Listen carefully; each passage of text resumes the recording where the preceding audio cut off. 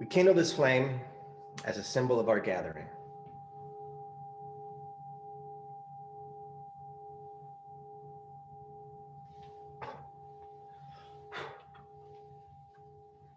May the light of understanding illuminate our darkness.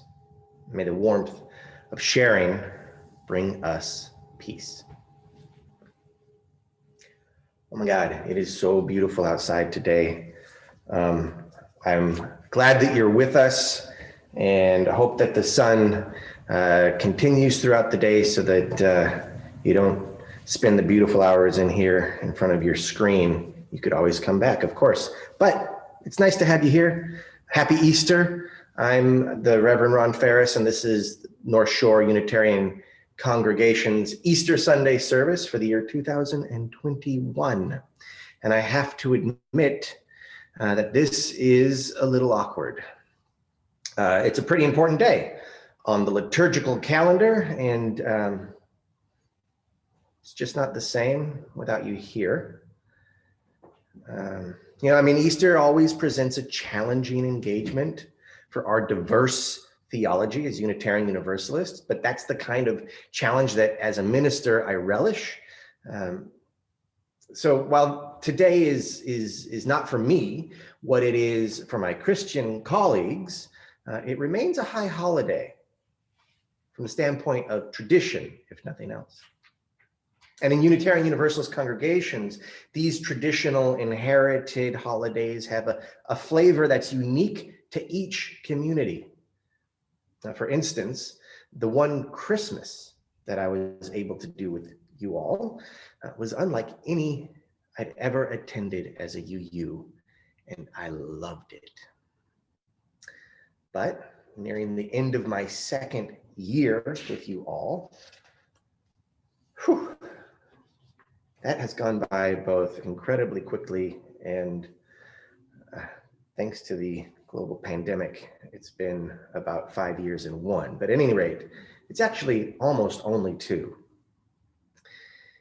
And in that time, I've actually not had the chance to do Easter with you together, gathered in one building. And so I'm not totally sure what our local expectations and traditions are.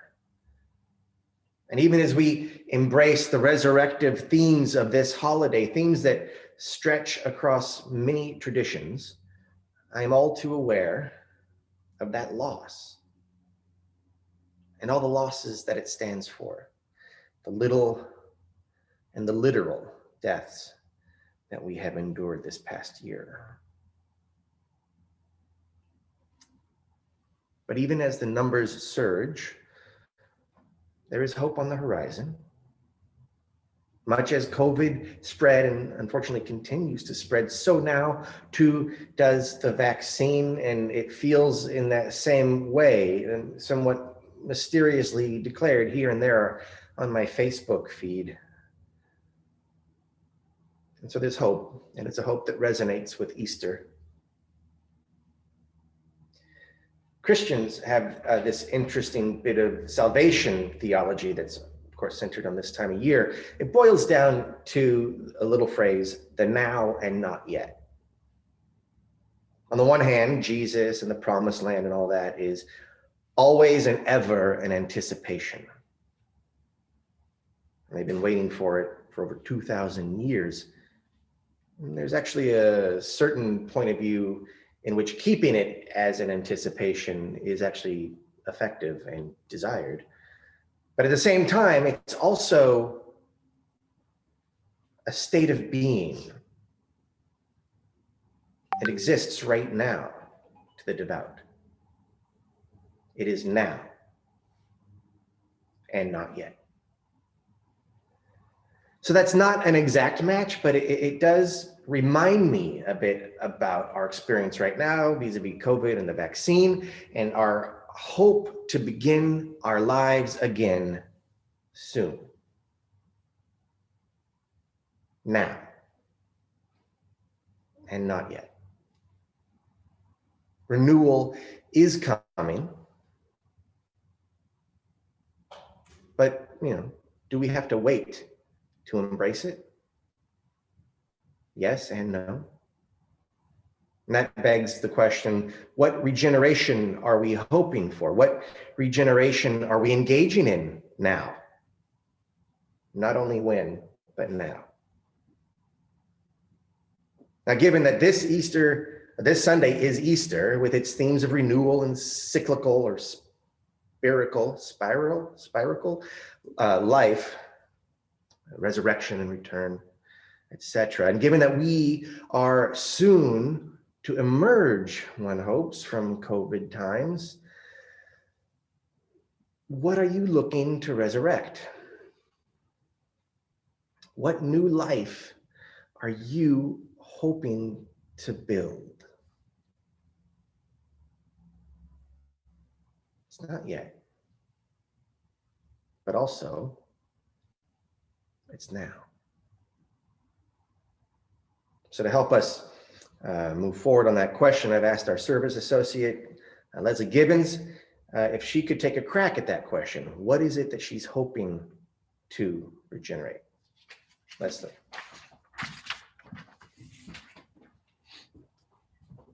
Thank you, Ron.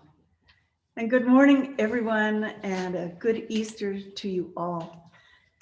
I don't say happy because not all of you can be, but I can say good. This is just the right question for me right now at this particular junction of my life. It's a very personal question for me, because mine now started on August 21st at 5:30 in the evening, when Maurice, my friend of 60 years and my husband of nearly 25, died safely in my arms, just as we had promised each other that would happen. That was the end of life as I had known it for a very long time. And I had never, ever lived alone. His words to me were, Les, have a good life, live well, be happy. Now, I said to myself, now, how do I do that? Well, okay, my new now starts today, yet how can it? How can I possibly do as he asked? Well, COVID-19 made my now into a not now. I couldn't see my children. I couldn't get hugs from friends. I couldn't go out to restaurants. Oh my goodness, I couldn't have the grand celebration of life for Maurice that I was desperate to have with all our friends. That included wine. That had to include wine for Maurice. But my present was bereft of a future. But those of you who know me know I don't give up easily. And we all have choices, right? Whether to live or to wait to live. And I've never been very good at waiting. So my resurrection, so to speak, had to start where inevitably it had to start. With me, just me, alone, picking myself up and starting again.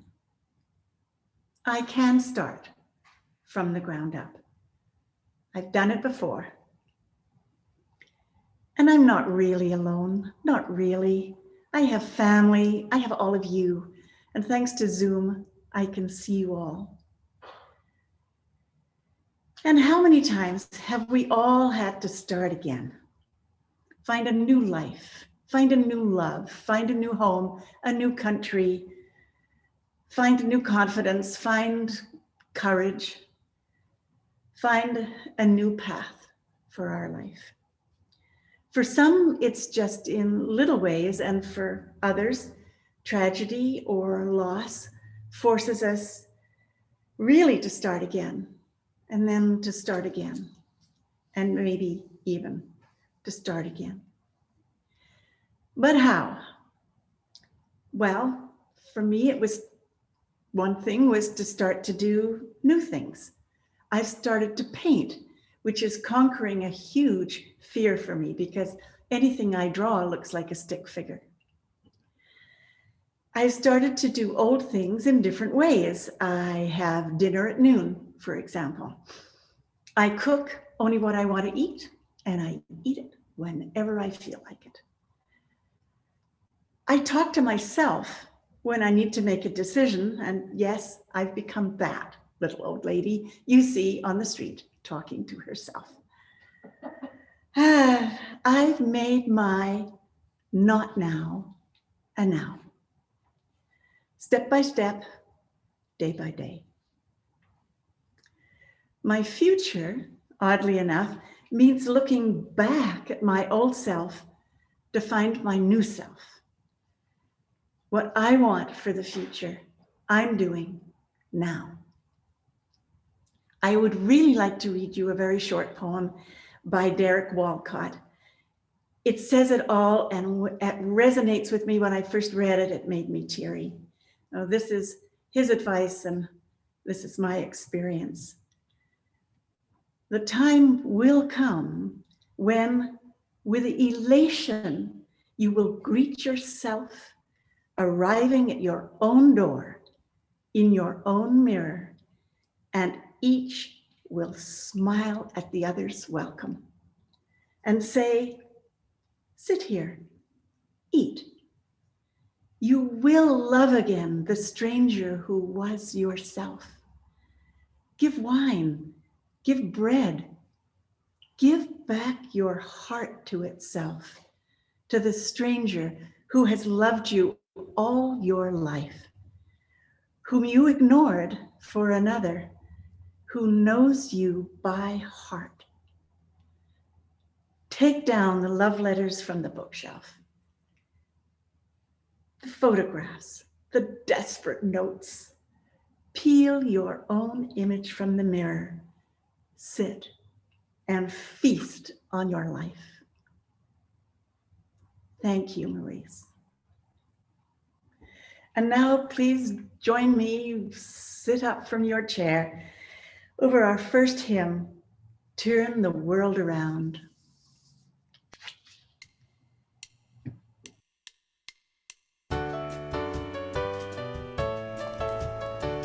We come from the fire, living in the fire, go back to the fire, turn the world around.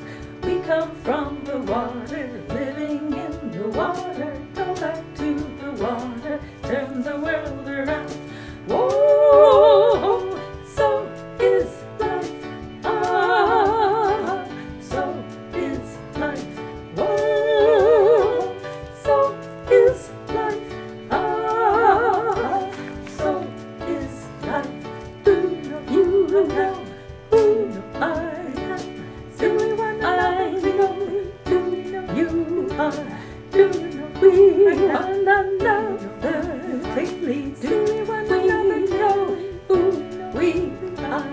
Do you know who I am? Do we one another know who you are? See we one another? Do we one another know? Do we know we are? Whoa, so is life a body war. So is life. Whoa, so is life a body war. So is life. Water makes a river, river wash the mountain. Fire makes the sunlight turn the world around. Heart is of the river, body is the mountain, spirit is the sunlight, turn the world around.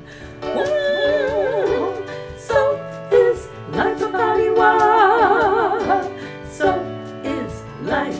Whoa, so is life a body war. So is life. Whoa, so is life a body war. So is life. Whoa, so is life a body war. So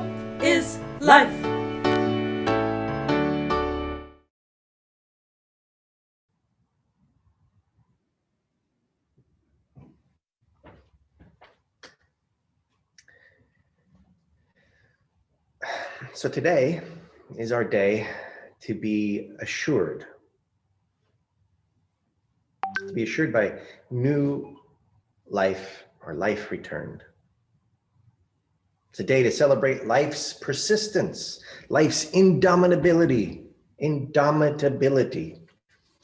But today is the day when our Christian kin celebrate love's defeat of death in their story of their resurrected Christ. This is the time of year when our pagan kin celebrate the return of spring, the beginning of the zodiac year. And last week, our Jewish kin welcomed the Passover Seder to recall that the safety found in community and in their God is the beginning of the Freedom Road. By the way, I want to take a brief aside to highlight the word kin. It is intentionally non-gendered. Saying our Christian brothers and sisters leaves out all those beautiful gender-neutral questioning or queer Christians, pagans, or Jews. And kin also claims we are family, interlinked, and not just friends or acquaintances that could be dropped. And when I say kin, I'm not trying to be cute or a bumpkin. I am aiming for living into our principles of personal dignity and existential interconnection. Because if we are celebrating the renewal of life, we are, as universalists, we are celebrating the renewal of all life. But of course, life is as dynamic and complex as it is diverse and beautiful. In fact, the more I thought about it, the less distinct the word life and the word dynamic became, until they kind of merged. And I started thinking that life is dynamism. And so today we find our assurance in dynamism. I think it's important, though, to note, of course, that dynamism means change. And so maybe life means change. Without change, there is no life. It's just a great glob of unmoving beingness, an ontological traffic jam that doesn't do anything. We've been graced to be in a changing universe where life is made possible on this precious Goldilocks blue earth. Of course, the beautiful and tragic irony of that is that change can be hard. Because in a sense, every change is a death of what was. So the irony is that life is change and change is death. And so transitive math tells us that means that life is death. If that pill is too big, we can at least understand that life as we know it is assured by death, right? I mean, that even sounds a little bit like Easter in a way, doesn't it? Passover and then the resurrection, and then Easter is the climax of the Gospels and has been read rather fatalistically and literally, in most Christian understandings. Not literarily, that's how we read it. Anyway, in those understandings, the literal ones, Jesus had to die to demonstrate the ultimate victory, life moving through and beyond death. But that's not such a different story than the one that I've just been ruminating on just now. Life and death are inseparable. The angel of death is also the angel of life. When it comes to life, all life, mine, yours, our ancestors, our offspring, our pets, our pests, microbes, hookworms, and bookworms, there is no perpetuation without renewal, and that means a cycle. And you could read that in many ways and in different scales. Renewal may be the renewal of life, but not the renewal of your life. except perhaps metaphorically, or it might mean reincarnation quite specifically, or it might mean the recycling of your material while your soul moves on or desists. Whatever your understanding, today, as we welcome the spring and the renewal of life, we acknowledge that this is just a point on a circle, maybe a spiral. And as we celebrate that point, so too must we honor the circle of life. And as I wrote that earlier in the week, it reminded me of a story from my seminary days. I was being taught the history of Christianity by an Episcopalian priest. And he told the story of one time when he had to do a memorial service for one of his congregants. And they asked him to play as part of the service, the Elton John song from The Lion King, The Circle of Life, which I'm tempted to sing, but won't, because we're interested in preserving life right now. Anyway, he had a real problem with that. The circle of life is not his understanding of Christian theology.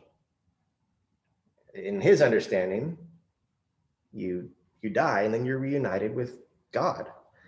That's not a circle. And so he had a real problem playing. Of course, I think he wound up playing the song because that is what one does. But it was difficult for him and his theology to integrate that song into that spiritual ceremony. But that story, right, that recollection is about two differing versions of salvation. In non-universalist Christian traditions, there's this idea, right, that you die, and if you're one of the popular kids, you're saved.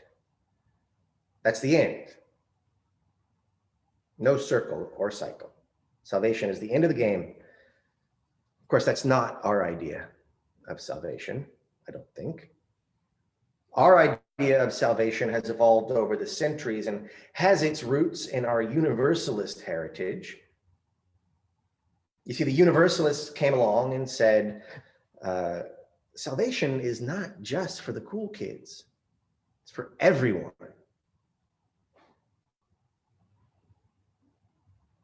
It's universal.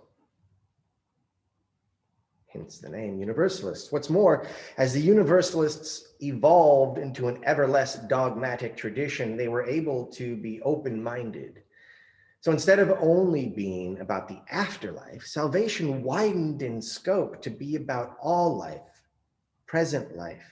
Free from dogma, salvation shifted from an afterlife possibility to a present-day struggle. Salvation came to be about the socioeconomic situation and the current state of your spirit and character. So this critical thread of our tradition continues to evolve and is alive and well today in our first principle. That everyone is saved has evolved into the principle that everyone is born with inherent worth and dignity. This principle, by the way, is obviously not a creed nor a dogma. It's a spiritual, cognitive, and institutional aspiration, grounded and actualized by none other than our faith. Again, it's worth saying that the vast majority of evidence might be contrary to our first principle. So it is not on evidence that we base it, it's on faith. Faith in what that principle will do to transform ourselves and the world. You may think faith is a flimsy ground upon which to do such important work, but I have come to believe that faith is actually critical to the process of awakening. Critical to the process of salvation. I invite you to contemplate that idea, to enjoy our next piece of music.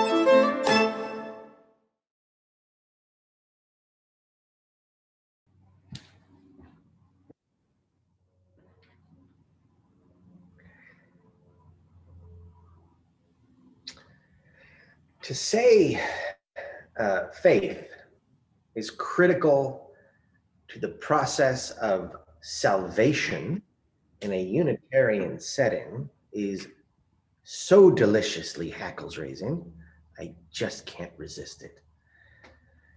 But do keep in mind that salvation is merely a sense of existential safety. Salvation is a sense of existential safety. And faith is just trust in a truth that lies beyond proof. Love is an act of faith. So it's not so exotic as all that. In fact, I've developed a litany of salvation. It became and remains a mission of mine and began years ago when I think I was maybe writing an MLK Day service or had just returned from a demonstration of some kind. And I was wondering how it was that people were able, thinking particularly in the US and India, though it's happened all over the world, to engage in non-violent disobedience, non-violent demonstration in the face of real violence. How were people able to walk into the face of police battalions on the Edmund Pettus Bridge? What gave them the courage to do that? This is a real puzzle for me, and based purely on speculation and imagination, it occurred to me that many of them had deep faith. Either faith in what awaited them beyond death, so that death was not as frightening, or faith in the legacy of their ancestors and their own legacy.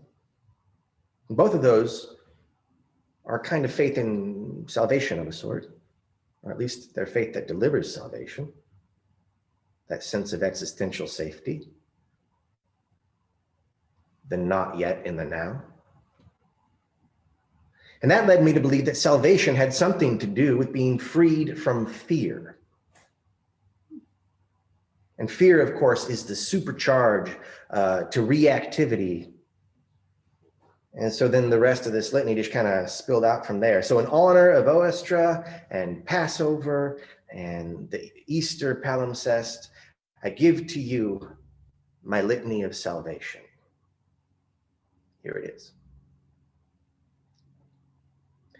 Salvation is the experience, it's an experience of being free from the grip of fear. This does not mean that fear is eliminated. You will always have fear or negative emotions in your life. It means that you're not hooked by them. You're not hooked by fear. You experience it without being hooked. You do not live in its thrall. Salvation is the experience of being free from the grip of fear. This freedom manifests in our ability to respond rather than react. That ability to respond rather than react depends on the twofold practice of becoming aware of our reactivity so that we might live into our faith. Become aware of reactivity. Live into your faith. Faith is a deep trust anchored outside contingency that dispels the grip of fear and guides our response to the contingent. Thus, we find freedom in faith. Our faith understands existence as interdependent in that each of us is bestowed with inherent worth and dignity. Faith and awareness require practice. So that is actually not easy, and it's best done, at least in part, with others. So congratulations on your instinct to become a member of a congregation of people, hopefully knowingly or not, trying to affect this kind of salvation. You might think of this litany as a kind of vaccine, or even as the Christian understanding of the now and not yet, the ever possible and always aspirational.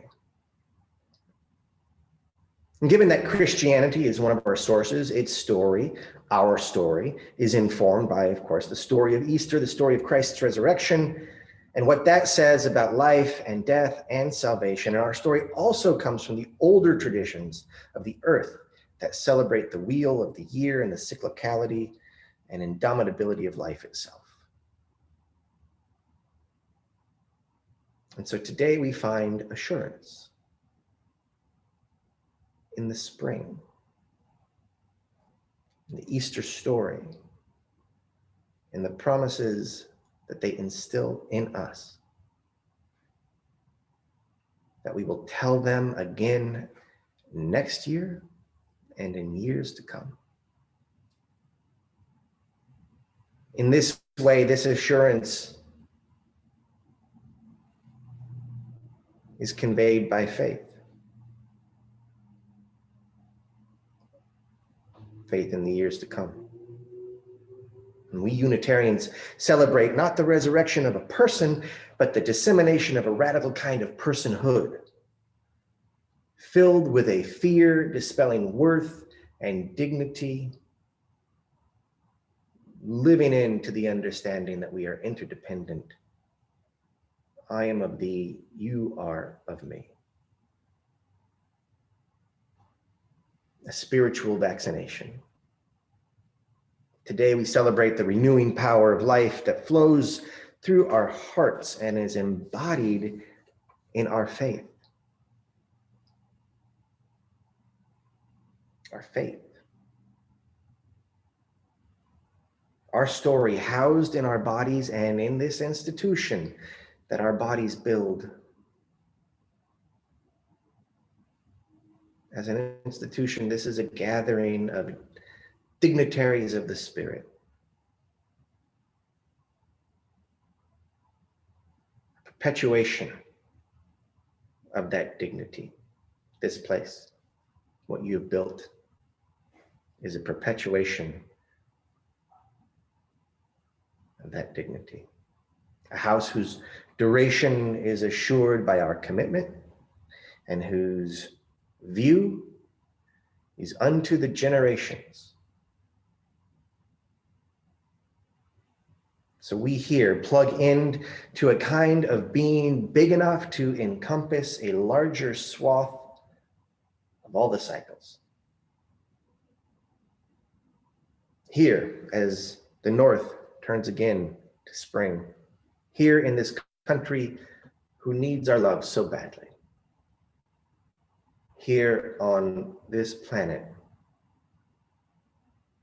whose particular grace gives us a chance to be.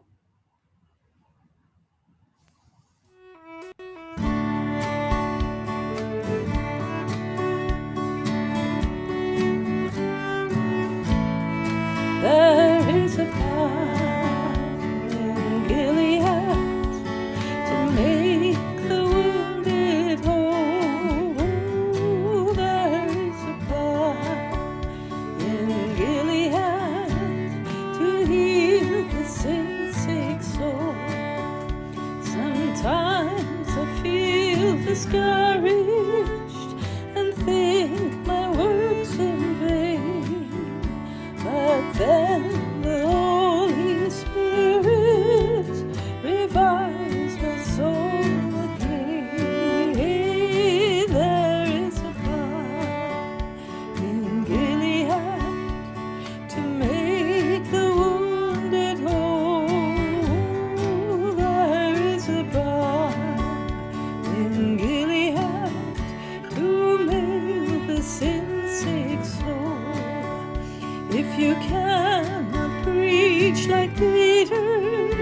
If you cannot pray like Paul, you can tell the love of Jesus and say he died for all.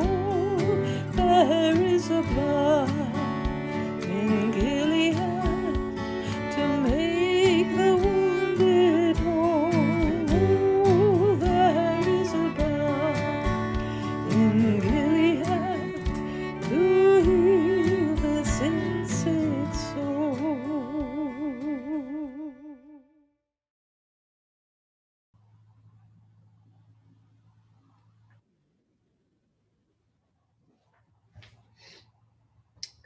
So you don't want to preach about how salvation takes practice, and then just walk away without giving some practices to do.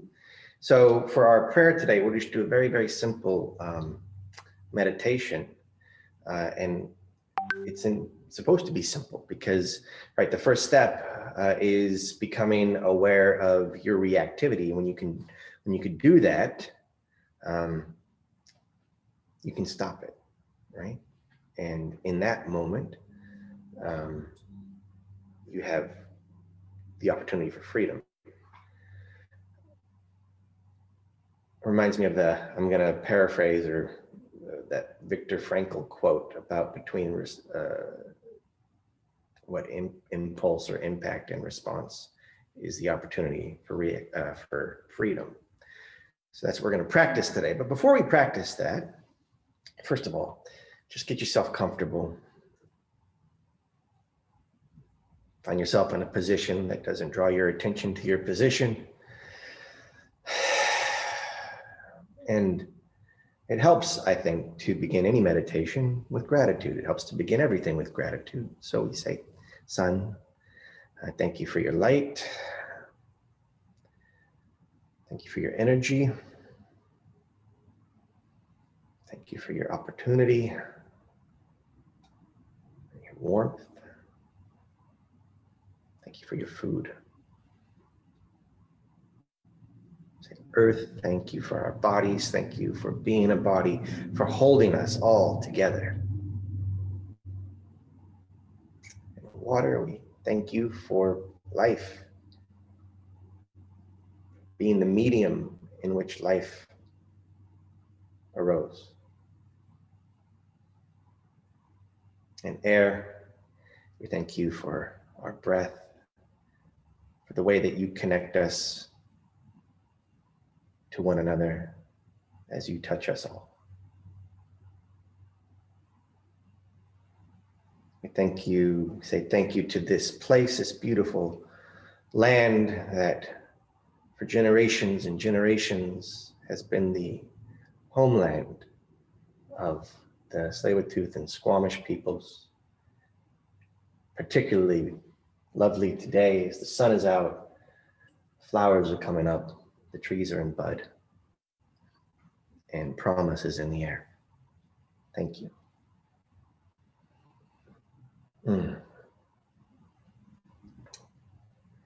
So, a very simple meditation that you can do at any moment, and particularly in those moments when you're being hijacked by reactivity or about to be hijacked by reactivity.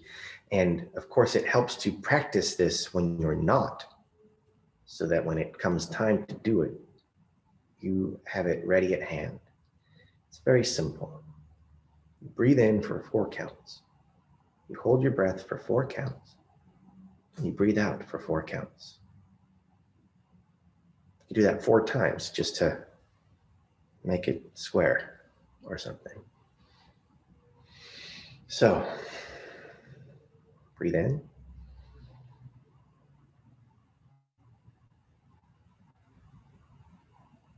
Hold it.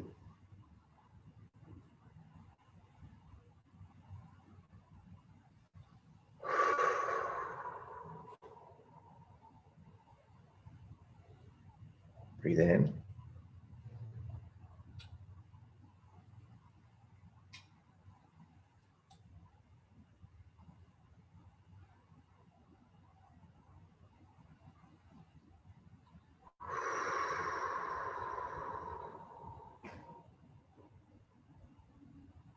Breathe in.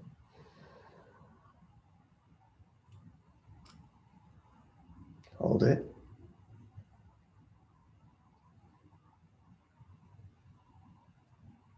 Breathe out.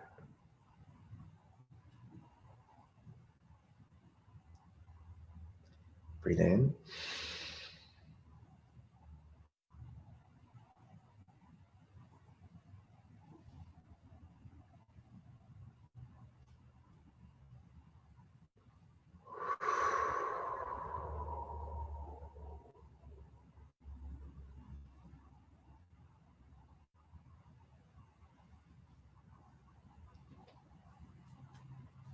So the beauty of that is that you can do it. Someone may be coming hard against you, or you may be in traffic, maybe in a carpool.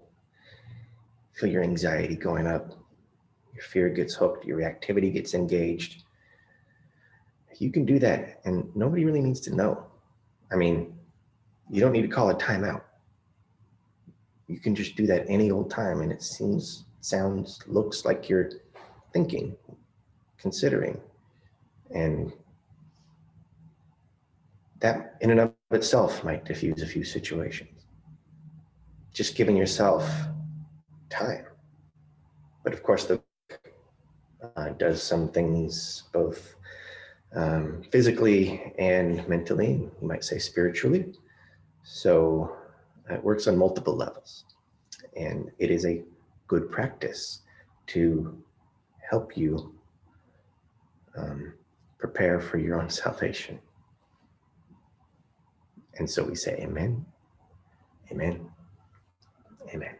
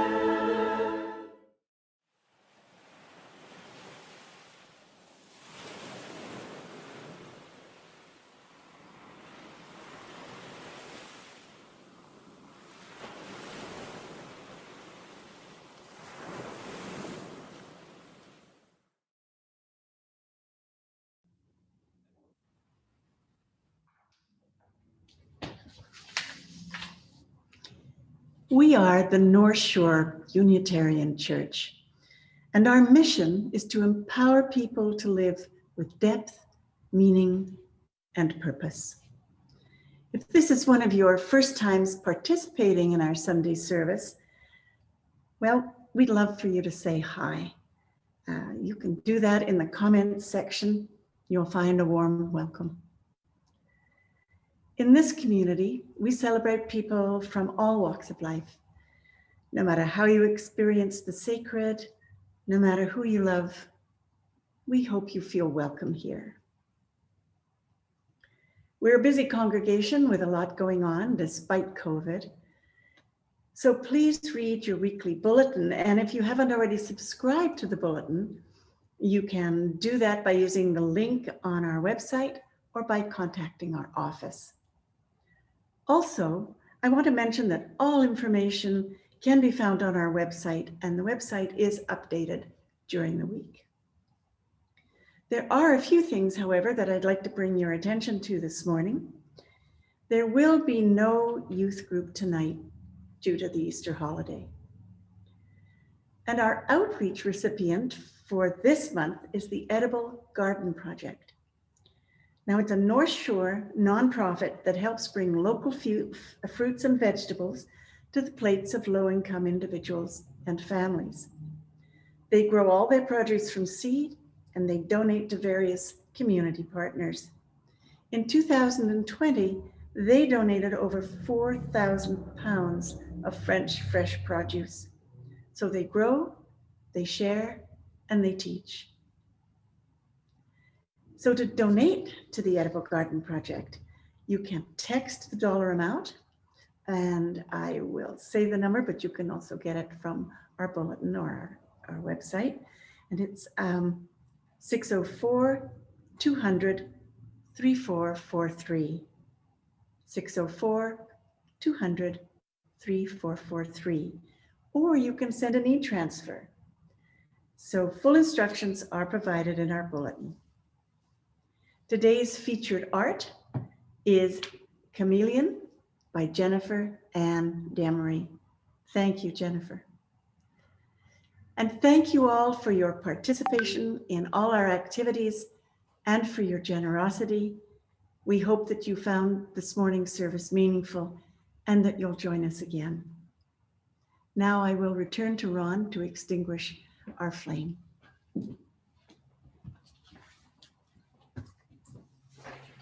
Thank you, Leslie. So, extinguish our flame.